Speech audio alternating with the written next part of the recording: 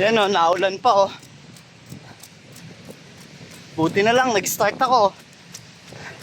Natapos yung 5 kilometers. Ayan o. Naulan pa yan o. Good morning. Natapos ko yung 5 kilometers. February 18. Katapos ako ng agenda sa sarili ko.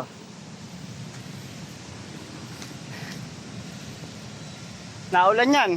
Basa na yung telepono ko. Dapat kayo din may matapos ngayong araw para sa sarili nyo. Bukod sa pagpapapera. Magbasa kayo, papawis. Paano? Hanggang dito na lang. Ayan o, naulan yan.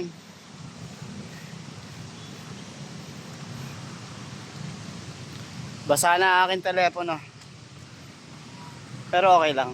Gusto kong ma-record yung mga ganitong bagay. Gawa ng etong makakatulong sa akin eh.